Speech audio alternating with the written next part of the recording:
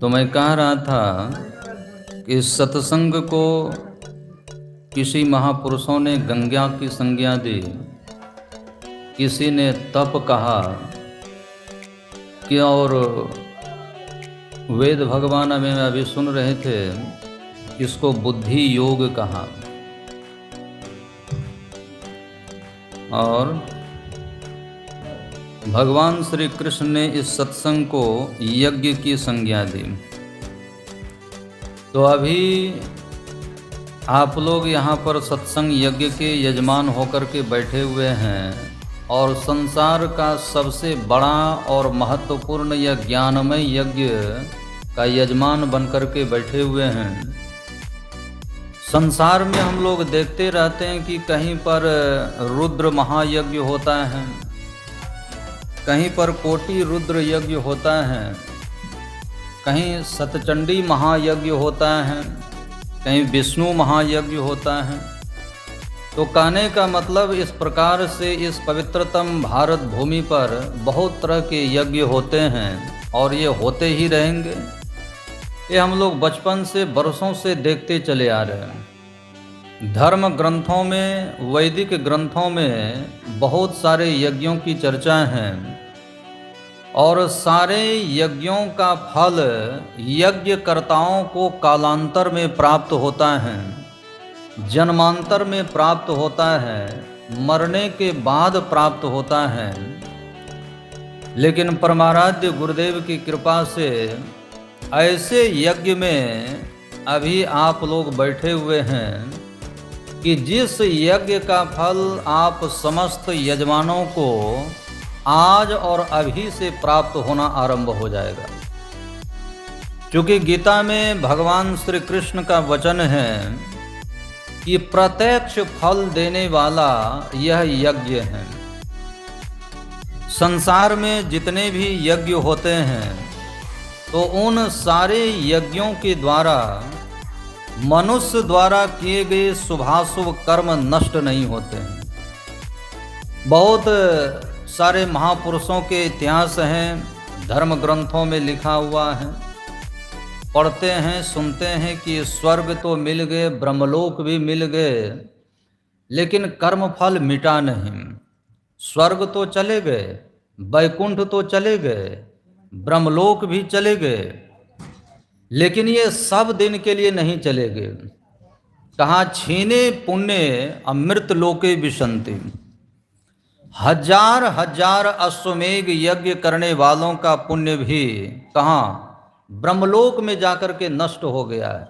फिर इसी मर्तलोक में उसे आना पड़ा और 84 लाख प्रकार की योनियों में जाना पड़ा। तो संसार में कोई भी ऐसा यज्ञ नहीं है कि जिस यज्ञ का पुण्य शाश्वत हो, स्थिर हो। एकमात्र जिस यज्ञ का यजमान बन करके अभी आप लोग यहाँ पर बैठे हुए हैं, बस इसी सत्संग यज्ञ की महिमा है कि इस यज्ञ का पुण्य कभी नष्ट नहीं होता है। कहाँ प्राप्त पुण्य कृताम लोके। विशाल स्वर्ग सुख को सत्संग यज्ञ करने वाला यजमान भोगता है। अच्छा, यदि उनकी इच्छा होती है कि फिर इस संसार में आऊं, फिर इस पृथ्वी पर आऊं, तो कहा कि विशाल स्वर्ग सुख को भोग करके फिर वे इस पृथ्वी पर आते हैं। अच्छा, कैसे के घर में आते हैं? जैसे तैसे के घर में नहीं, शुचि नाम मतलब पवित्र पुरुष के घर में भी वो जन्म लेकर के आते हैं, जहाँ पर निरंतर पवित्रता पूर्ण आचरण होता है, पवित्रता पूर्ण कर्म होता है और धर्म रूपी धन से जो भरे हुए घर होते हैं, ऐसे धनवानों के घर में वे जन्म लेकर के आते हैं। भगवान ने फिर कहा कि वो योगियों के भी घर में जन्म लेकर के आते हैं और पूर्वाभ्यास के द्वारा, पूर्वकृत सत्संग के पुण्य के द्वारा पुनः भजन के अभ्यास में वह आगे बढ़ता है और आगे बढ़ते बढ़ते बढ़ते अंत में वह परम निर्वाण को प्राप्त कर लेता है। संत तुलसीदास जी महाराज का नाम कौन नहीं जानता है। ये चित्रकूट में घास की झोपड़ी बना करके रहा करते थे। जल पीने के लिए उनके पास जलपात्र नहीं है, भोजन करने के लिए भोजन पात्र नहीं है, एक दाना कुटिया में अन्न नहीं है और पहनने के लिए दूसरे वस्त्र भी नहीं है। अब देखिए कैसी निष्प्रिय अवस्था में, कैसी गरीबी अवस्था में संत तुलसीदास जी महाराज रहते थे। तो भगवान से भी उनकी ऐसी स्थिति देखी नहीं गई। भगवान श्री राम संत तुलसीदास जी महाराज के कुटिया पर पधारते हैं। भगवान आ गए तुलसीदास जी महाराज के कुटिया पर और कहा कि हे तुलसीदास, आज मैं बहुत प्रसन्न होकर के तुम्हारे कुटिया पर आया हूँ और तुम्हारी जो इच्छा हो वो वरदान तुम हमसे मांग लो। संत तुलसीदास जी महाराज ऐसी गरीबी अवस्था में रहते हुए भी, ऐसी निष्प्रिय अवस्था में रहते हुए भी भगवान से और कुछ भी नहीं मांगा है और इसी सत्संग यज्ञ की भीख मांगे हैं। दे ही सत्संग। तुलसीदास जी महाराज कह रहे हैं कि हे राम, मुझे सत्संग दे दीजिए, मुझे सत्संग का यजमान मुझे बना लीजिए। अब भगवान श्री राम परीक्षा के शब्द में बोलते हैं कि क्या सत्संग से ही भोजन मिल जाएगा, रहने के घर बन जाएंगे सत्संग करने से, कपड़े की व्यवस्था हो जाएगी सत्संग करने से, सत्संग करने से ही सब दुनिया का काम चलेगा क्या? दुनिया की सारी चीजें मिलेगी सत्संग करने से? अरे खाने पीने सोने बैठने की तुम्हारे पास कोई व्यवस्था नहीं है तो सत्संग से ये सब मिल जाएंगे? कुछ और मांगो। पर संत तुलसीदास जी महाराज ने कहा कि चलो आपकी बातों का मैं समर्थन करता हूँ कि माना कि सत्संग करने से कुछ भी नहीं मिलेगा, लेकिन एक बात मैं आपसे पूछ रहा हूँ। तुलसीदास जी महाराज भगवान से पूछ रहे हैं, क्या सत्संग करने से आप भी नहीं मिलेंगे? भगवान यहाँ पर एक ही बार में मौन हो गए, चुप हो गए। थोड़ी देर में कहते हैं कि हे तुलसीदास, मुझसे मिलाने वाला यदि दुनिया में कोई कर्म है तो मैं एकमात्र सत्संग है। भगवान श्री कृष्ण का वचन है जो श्रीमद् भागवत महापुराण में, और उद्धव जी से भगवान श्री कृष्ण कह रहे हैं कि हे उद्धव, दुनिया का कोई ऐसा सत्कर्म नहीं कि जिस सत्कर्म के द्वारा मैं सत्कर्मी पुरुष के बस में हो जाऊं। तो उद्धव जी महाराज ने कहा कि तब आप लोग जब सत्कर्म करेंगे उससे भी आप बस में नहीं होंगे तो फिर दुनिया के लोग सत्कर्म काहे के लिए करेंगे? तब आप बतलाओ कि आप बस में कैसे होगे, किस कर्म के द्वारा आप बस में होगे? तब भगवान श्री कृष्ण ने कहा, न रोधयति माम योगो न सांख्य धर्म एव च। भगवान कहते हैं कि योग करने वालों के बस में मैं नहीं होता, न सांख्य धर्म एव च। फिर भगवान कहते हैं कि जिस शास्त्र में प्रकृति और पुरुष का ज्ञान दिया गया है उस शास्त्र को सांख्य शास्त्र कहते हैं। तो कहा कि उस शास्त्र के अनुशीलन करने वालों के भी मैं बस में नहीं होता, बाहर के धर्म कर्म करने वालों के भी बस में मैं नहीं होता। फिर भगवान कहते हैं नो स्वाध्याय तपस त्यागो, नो स्वाध्याय करने से मैं बस में होता हूँ। धर्म ग्रंथों का लोग बहुत स्वाध्याय करते हैं, उसके बस में नहीं होता। निष्ठा पूर्तम नो दक्षिणा, अनेक शास्त्रों के स्वाध्याय करने वालों के बस में नहीं होता, बड़ी बड़ी दक्षिणा देने से बस में नहीं होता, तपस्या के द्वारा भी मैं बस में नहीं होता। लोग कुआं बाबरी मंदिर तालाब ये सब बनाते हैं, धर्मशाला बनाते हैं, ये सब बनाने वालों के भी बस में मैं नहीं होता। फिर भगवान कहते हैं व्रतानि यज्ञ छंदांसि तीर्थानि नियमायमाः, अनेकों प्रकार के व्रत उपवास करने वालों के भी बस में मैं नहीं होता। अच्छा, लोग क्या कहते हैं? लोग कहते हैं आज सोमवारी है, आज मंगलवारी है, आज गुरुवारी है, काहे सिटी मार रहे भाई, इसलिए भोजन नहीं लूंगा। पर याद रखिए, बारी बारी करते करते मरने की बारी आ जाएगी और फिर भी भगवान मिलने को नहीं। क्यों? इसीलिए कि भगवान का ही वचन है, व्रतानि, मतलब व्रत करने वालों के बस में मैं नहीं होता। फिर कहा कि यज्ञ करने वालों के बस में मैं नहीं होता, वेदाध्ययन करने वालों के बस में मैं नहीं होता, तीर्थ सेवन करने वालों के भी बस में मैं नहीं होता। अब क्या कीजिएगा? फिर भगवान ने कह दिया कि यम नियम करने वालों के भी बस में मैं नहीं होता हूं। भगवान ने कहा कि मुझे बस में करने वाला बस एक ही साधन है, दूसरा तीसरा कुछ नहीं। यथा वरुंधे सत्संग सर्वसंगा पहोपिमा, सत्संग करने वालों के बस में मैं हो जाता हूं। दुनिया के सारे शुभ कर्मों के करने से भगवान प्रसन्न हो जाते हैं, खुश हो जाते हैं। ये भगवान का प्रसन्न होना, खुश होना, ये कुछ और बात है, पर बस में हो जाना ये तो कुछ और बात है। तो सत्संग करने वालों के बस में भगवान हो जाते हैं। दुर्वासा जी से भगवान ने कहा था कि हे दुर्वासा जी, इस सुदर्शन चक्र से मैं आपको नहीं बचा पाऊंगा, आप भागो यहां से। तो दुर्वासा जी ने कहा कि भगवान, आप यदि इस सुदर्शन चक्र से नहीं बचाएंगे तो फिर दुनिया में फिर बचाएंगे कौन? तब भगवान श्री कृष्ण ने कहा कि जिन्होंने मुझे अपने बस में कर लिया है वही इस सुदर्शन चक्र से बचा सकते हैं। अच्छा, तो किसने आपको बस में कर लिया है? तो कहा कि जो सत्संग यज्ञ करता है वो मुझे अपने बस में कर लेता है। आप जाओ, कहाँ? तो महाराजा अम्बरीश के पास जाओ, वे आपको इस सुदर्शन चक्र से बचाएंगे। सत्संग करने वाले भक्तों ने मुझे अपने बस में कर लिया है, उन्होंने मुझे खरीद लिया है और मैं उनके हाथों बिक चुका हूं और उनकी आज्ञा के बगैर मैं कुछ नहीं कर सकता हूं। देखिए सत्संग की क्या महिमा। शिव महापुराण में आया है, जो भगवान शिव पार्वती जी से कहते हैं कि हे पार्वती, मैं बिल्कुल स्वतंत्र सत्ता हूं और सारे सृष्टि में मेरे ऊपर किसी का शासन नहीं चलता है, बल्कि मेरे शासन के अंतर्गत सबके सब हैं।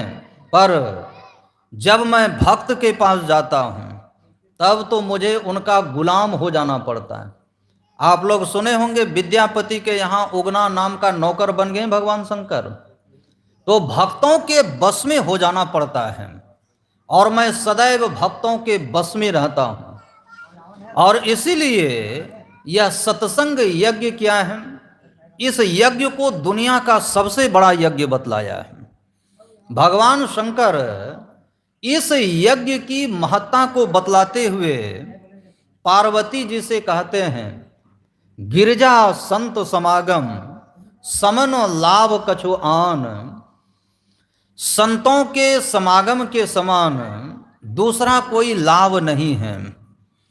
तो पार्वती जी कहती हैं कि महाराज, संतों के समागम के समान, सत्संग के समान दूसरा कोई लाभ नहीं है, तो फिर कौन सा लाभ होता है संतों के समागम से? तो भगवान शिव ने कहा कि तू तो बड़े घर की बेटी हैं और बहुत पढ़ी लिखी भी हैं, एक बात बतलाओ कि ये लाभ शब्द में कितने अक्षर होते हैं? तो पार्वती जी कहती हैं कि 2 अक्षर होते हैं, लोहाकार और भौ, लाभ। तो भगवान ने कह दिया कि इन 2 अक्षरों को उलट करके बोलो क्या होता है। लाभ को उलट देंगे तो क्या होगा? पार्वती जी कहती हैं कि लाभ का उल्टा भला होता है। तो भगवान शंकर ने कहा कि यही सबसे बड़ा लाभ है। भगवान कहते हैं जो सत्संग यज्ञ करेगा उसका कभी बुरा नहीं होगा। अच्छा, अश्वमेघ यज्ञ करने वालों का बुरा हो गया है, वाजपेय यज्ञ करने वालों का बुरा हो गया है, छीने पुण्य मृतलोकम विशंति। पर आज तक का यह इतिहास है धर्म ग्रंथों में कि सत्संग करने वालों का बुरा नहीं हुआ है। अच्छा, धन से आज तक किसी का भला नहीं हुआ, पद से भी आज तक किसी का भला नहीं हुआ, इसीलिए भगवान शिव शंकर ने कहा कि गिरजा संत समागम समनो लाभ कछुआन। लेकिन भगवान शंकर क्या कहते हैं कि लाभ तो बहुत बड़ा है, पर बिनु हरि कृपान होई सो गावही वेद पुराण।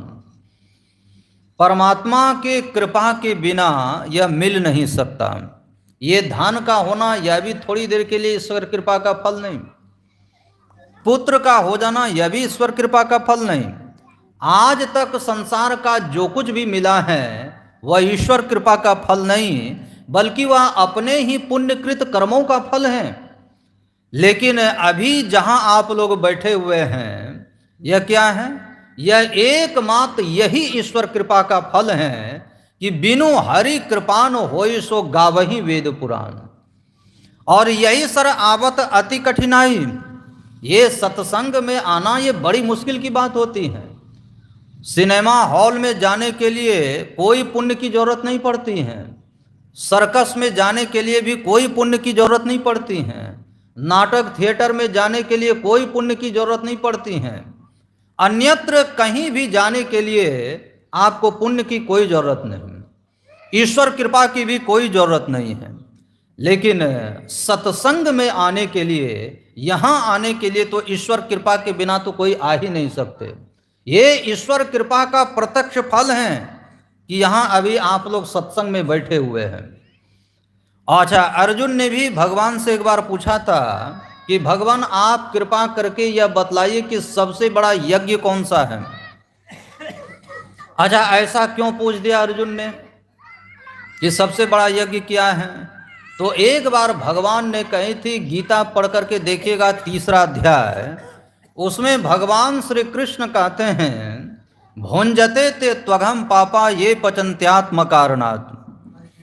कहा कि हे अर्जुन, जो व्यक्ति यज्ञ किए बिना ही अन्न खाता है तो ऐसा व्यक्ति मानो पाप खाता है।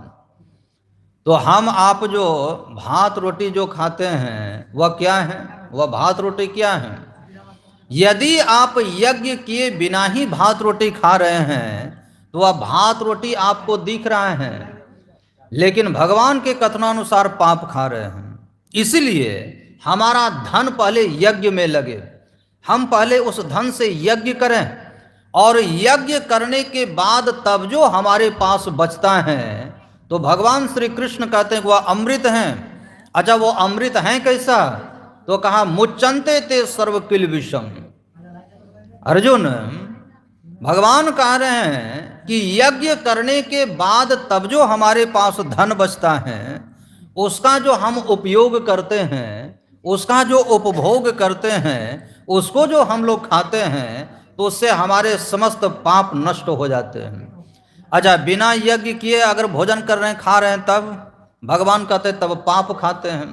फिर अर्जुन ने लगे हाथों पूछ दिया, भगवान आप ये बतलाइए कृपा करके कि सबसे बड़ा यज्ञ कौन सा होता है?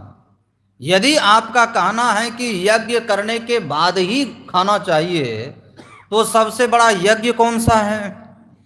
तब भगवान श्री कृष्ण ने कहा था, गीता पढ़ करके ही देख लीजिएगा 4था अध्याय। भगवान कहते हैं श्रियान मया दग्यज ज्ञान यज्ञ परंतप सर्वम कर्माखिलम पार्थो अज्ञाने परिसमाप्यते। कहा कि हे अर्जुन, सबसे बड़ा यज्ञ है दुनिया में तो ज्ञान यज्ञ, मतलब सत्संग। ज्ञान यज्ञ का मतलब ही होता है सत्संग। अच्छा, ये बात कौन कह रहे हैं? हम बोल रहे हैं। भगवान श्री कृष्ण गीता में उपदेश दिए हैं ये बात। और भागवत भी अगर पढ़ करके देखना चाहें तो वहां पर भी हम पाते हैं अश्वमेघ सहस्त्राणी वाजपेय शतानी च। सनकादिक ऋषि कहते हैं कि नारद जी, ये कोई चाहे 1000 अश्वमेघ यज्ञ को करे और कोई चाहे 100 वाजपेय यज्ञ को करे, ये करना तो बहुत कठिन है क्योंकि बहुत महंगा यज्ञ है। पर सनकादिक ऋषि कहते हैं उसका जो फल है वह फल क्या है? वह फल भी सत्संग यज्ञ के 16वें भाग के बराबर नहीं। अश्वमेघ यज्ञ करते करते मर जाएगा, मर गया है, लेकिन शराब किसी का छूटा है? यज्ञ करते करते सब कर्म बीत गया है, सब कर्म बीत जाता है, पर ये दुर्गुण छूटता है कहाँ पर? तो कहा सुंदर शुद्ध करें तत्काल जो है जग माहि तो बड़ो सत्संग। सत्संग में आने पर व्यक्ति का दुर्गुण छूटता है, क्योंकि ज्ञान हो जाता है, विवेक हो जाता है। बीड़ी छूटती है, सिगरेट छूटता है, खैनी छूट जाता है, शराब छूट जाता है, चोरी करना लोग छोड़ देते हैं, व्यभिचार करना लोग छोड़ देते हैं, हिंसा करना लोग छोड़ देते हैं। और इसीलिए सनकादिक ऋषि कहते हैं कि हे नारद जी, हजारों अश्वमेघ यज्ञ और सैकड़ों वाजपेयी यज्ञ करने का जो फल है वह फल क्या है? वह फल भी सत्संग यज्ञ के 16वें भाग के बराबर नहीं है। और भगवान श्री कृष्ण इधर क्या कह रहे हैं अर्जुन से? यह सभी यज्ञों से बड़ा है।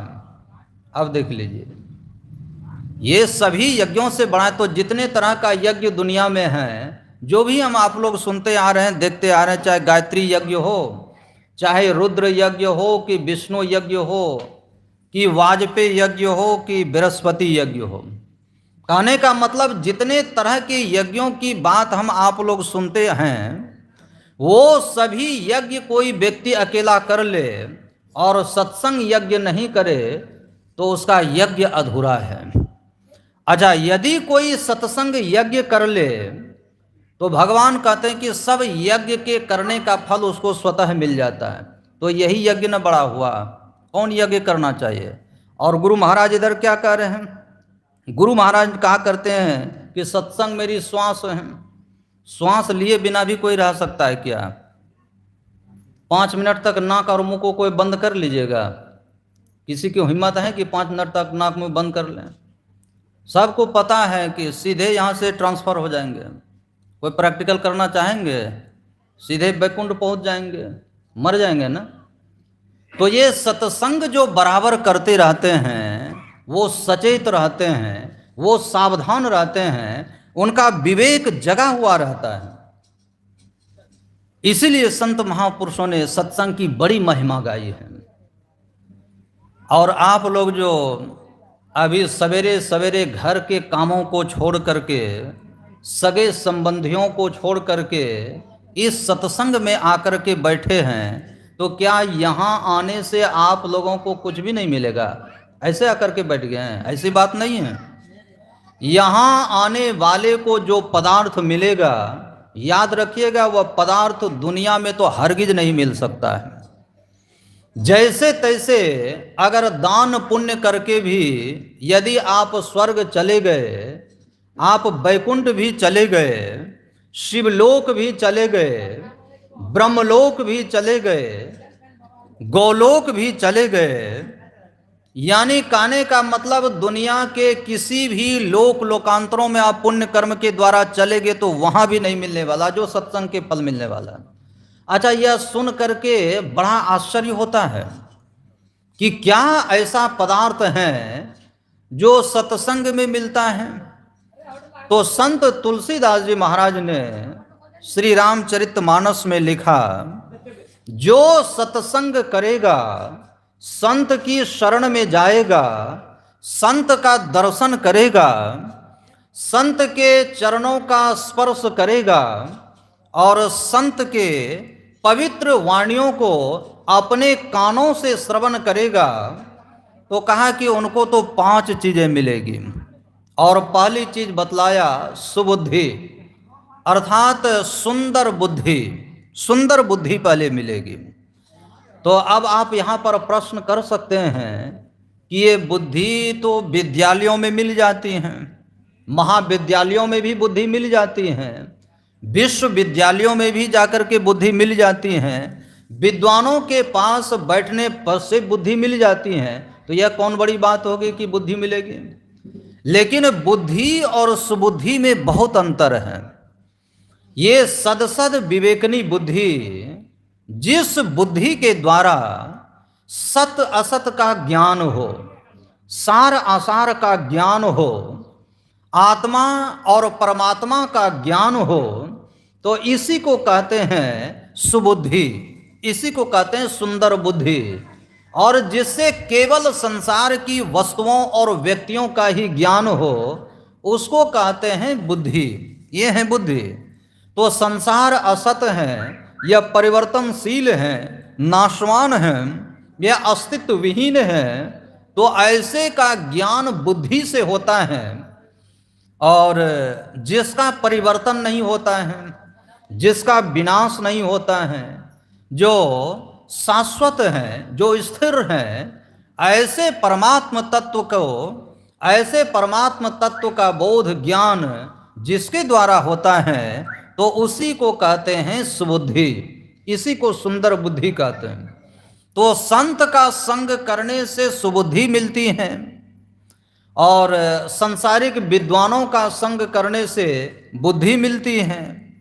आज क्या है, आज बुद्धि से ज़्यादा सुबुद्धि की आवश्यकता है, और ये सुबुद्धि नहीं होने के कारण ही आज देश विदेश या गांव प्रदेश की तो बात ही छोड़िए, घर घर में जो है कलह और क्लेश छाया हुआ है। क्यों? कारण क्या है? सौमनस्य और सुबुद्धि के कारण कलह क्लेश छाया हुआ है? नहीं नहीं नहीं, बल्कि ये वैमनस्य और दुर्बुद्धि के कारण छाया हुआ है। अब यहाँ पर इस परिस्थिति में स्वाभाविक ही मन में जिज्ञासा होती है कि ये दुर्बुद्धि का नाश कैसे होगा और सद्विवेक का विकास कैसे होगा। तो जैसे एक कुशल स्वर्णकार जो है वो क्या करते हैं, चांदी की मैल को बिल्कुल धीरे धीरे धोते धोते वह साफ कर देता है, और ठीक वैसे ही यह सत्संग समस्त दुर्गुणों को दूर करके सद्गुणों से भरपूर कर देता है, और जन जन के मनमैल को धो करके निर्मल बना देता है, और परम प्रभु परमात्मा से एक दिन जा मिलाता है, और जिसके फलस्वरूप वह कभी भी दुख का मुख नहीं देखता है। इसीलिए भव सिंधु को तर करके वह सुख सिंधु में अपना अचल अमर घर बना लेता है। इसलिए तो संत कबीर साहब को कहना पड़ गया, कबीर कलह अरु कल्पना सत्संगति से जाए, दुख वासु भागा फिरे सुख में रहे समाये।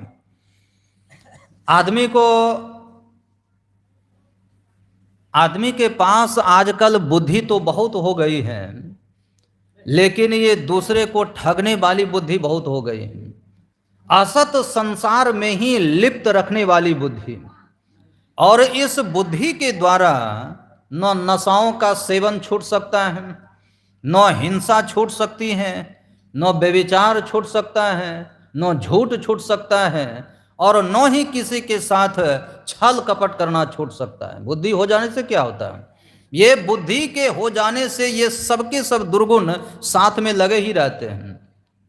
और संत का संग करने से, सत्संग करने से जो सुबुद्धि मिलती है, उन सुबुद्धि के द्वारा समस्त सद्गुणों की प्राप्ति होती है, और जिसके द्वारा मनुष्य का आध्यात्मिक विकास होता है, आध्यात्मिक उत्थान होता है, और जीवन की दशा और दिशा ये दोनों बदल जाती हैं।